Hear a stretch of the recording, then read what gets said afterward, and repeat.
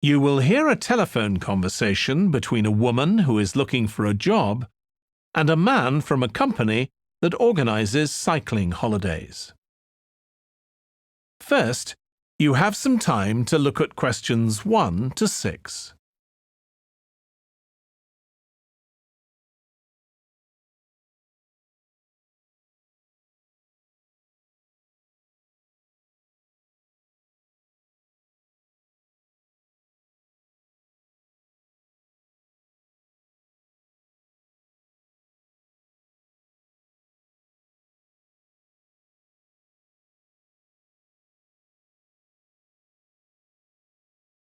Now we shall begin.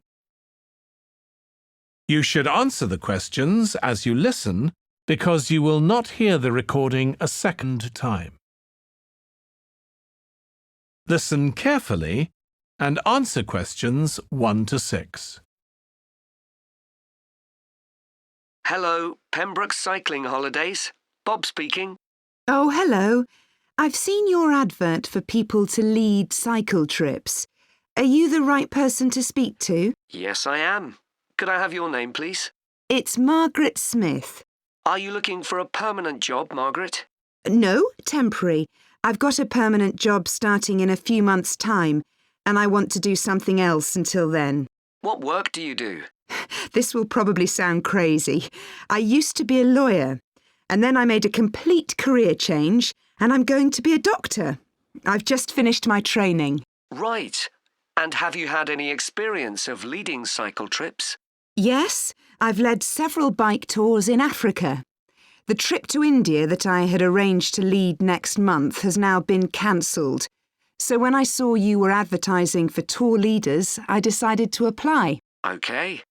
Now, we normally have 2 or 3 leaders on a trip, depending on the size of the group. Some tours are for very experienced cyclists, but we've got a tour coming up soon in Spain, which is proving so popular we need an additional leader. It's a cycling holiday for families. Would that suit you? It certainly would. I enjoy working with children, and I probably need some more experience before I go on a really challenging trip. That tour includes several teenagers. Have you worked with that age group before?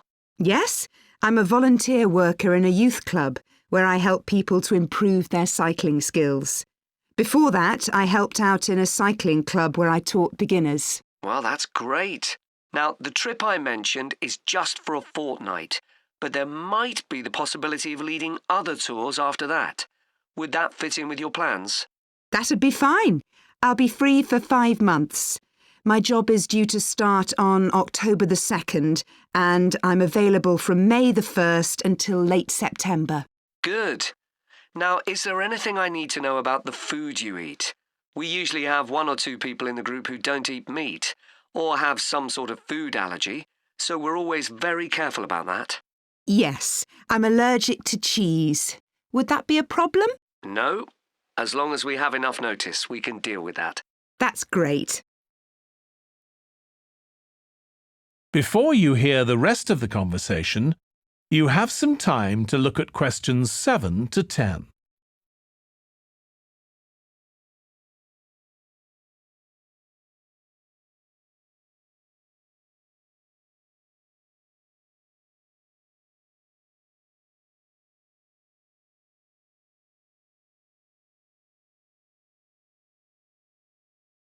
Now listen and answer questions 7 to 10. It sounds really interesting. Would you like me to fill in an application form? Yes, please. Where should I post it to? Could you send it to 27 Arbuthnot Place, Arbuthnot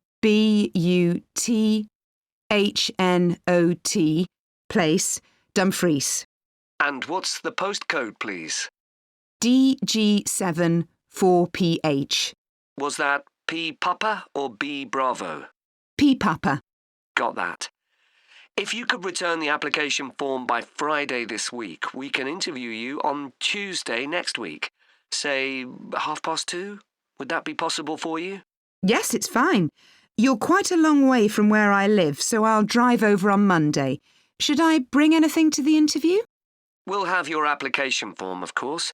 but we'll need to see any certificates you've got that are relevant in cycling, first aid, or whatever. OK.